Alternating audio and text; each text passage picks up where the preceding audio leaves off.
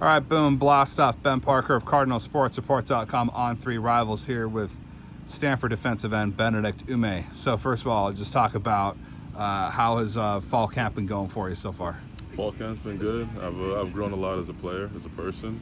It's been the first time I've gone through a full college football camp, so it's been an experience for sure. Long days, but that's what I'm here for. Yeah, things have been solid.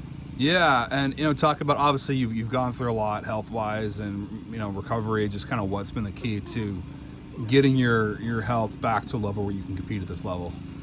Over the past year, I've really been locked in on that, trying to focus on some of those measurables, things like my body weight, my body fat percentage. So I've got that locked in. I got that locked in before camp even started. So throughout camp, what I've been more focused on is kind of building up some of those fundamentals that I might have lost and taking some time off.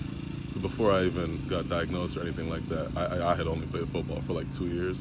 So I hadn't had a chance to build those fundamentals, and I lost a couple of them. So I've been really locked in on trying to make sure I do things like have good footwork, keep my pads low, strike with tight hands, and building on that every day.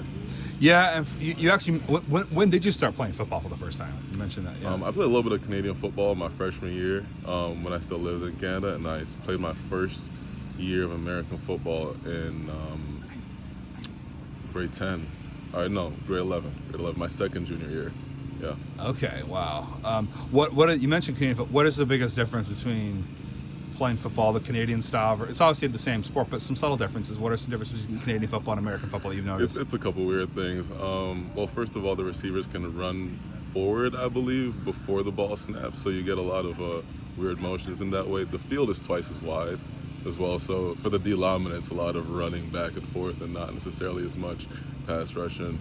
And I guess a goalpost is at the front of the end zone instead of at the back. So I used to play a little bit of tight end when I first started playing football, and you had to watch out or else you'd run into it on a route. I think that used to be part of original NFL way back in the day. They did the same thing, and yeah, Canada stuck with it. It's good for them. Yeah. Talk about too, just for you, what apart from just getting healthy, technique wise, what have you most been working on to improve your game for this season? The key thing has been pad level and tight hands. Pad level and tight hands. It's one of those things where it's a lot of muscle memory. If you have to think about every single play, I got to keep my pads low, then odds are you aren't going to keep your pads low every single play. So I've been doing a lot of work to make that more automatic. In the plays where I get it right, I really get it right. In the plays where I don't get it right, back to the drawing board. What have you most liked about playing under Coach Kalaji, having him as your defensive line coach? He just, honestly, he's just a great guy. There's been a lot of setbacks, obviously, that I've dealt with. There's been a lot of setbacks a lot of guys in the room have dealt with. And through all the things we've been through as a unit, he's always been there for everybody. He's always somebody you can count on to, crack a joke and, try and uplift your spirits a little bit, be an understanding person to talk to. And from a football standpoint, he's had a lot of experience. He's played a lot of years in the league, worked with some really great players. So he always has a couple words of wisdom for us in terms of technique and in terms of mentality, especially. He always says, what does he always say? To be the man, you have to believe you are the man, right? And so we always step on the field with that type of mentality of, being the man. Yeah, and just kind of talk about you, just kind of your journey to Stanford, what made you feel like Stanford was the right place for you? Well, Stanford's been my dream school for a long time. As a kid, I was a big nerd, and I was really into computer science. I've been programming for a long time, so my goal was always, to get into Stanford through the academic route, actually. But then as I started playing football, started exploring my options, I'm like, wait, Stanford gives me the best of both worlds. I can still accomplish my dreams as a computer scientist while, playing football at the highest level.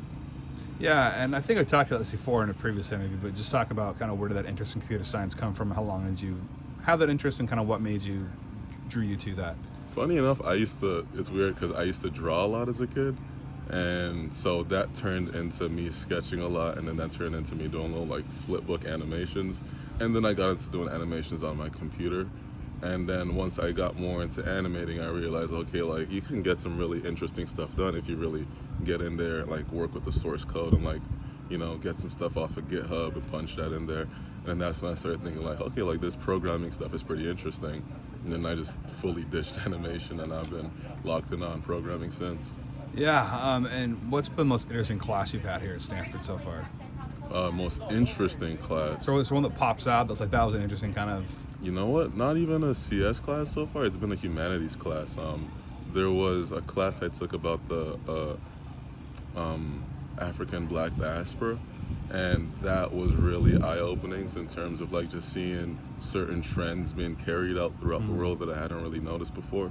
Maybe made me change my perspective on how I approach life on a daily basis. That's awesome. Because humanities class, I'm a humanities grad, so I take pride in hearing that. Switching back to the football side, just kind of talk about, just in general, kind of, how, obviously, season's just around the corner. Just kind of how excited are you to kind of get games underway and be playing football against other teams? I'm psyched. I'm so ready for this season. I feel like we're going to do some really big things, surprise a lot of people. You know, we're all coming out there with a chip on our shoulders. So I'm really excited to see what the boys are going to do this year. I'm excited to be traveling, excited to be playing home games, whatever I get to do. You know what I'm saying? However I get on the field, however I get to help out the team, I'm excited for. So I'm ready to go. 2 more questions before I then let you go. I'm just curious, anybody in the defensive line room, any upperclassmen that have been particularly helpful to you, or just talk about how has the upperclassmen unit kind of helped you kind of grow as a player here at Stanford? I mean, I feel like especially in the D-line room, our upperclassmen are really solid. Like, we have a bunch of older guys who have, you know, they're tried and tested and they know what they're talking about. Anthony Franklin, Zach Bucky, Clay Patterson, Zach Rao. A guy who's really helped me out a lot in terms of mentality and like just kind of approaching practice every day with a good perspective has been Braden Marceau Alienka. Really nice guy. And, you know, some of the other guys in the room, Omar, all really helpful. Good stuff. Final question for me. I'm just curious, the number 99, what's the story behind that? I mean, it's 2 levels to it. You know, the great one, Wayne Gretzky, and then J.J. Watt, my GOAT.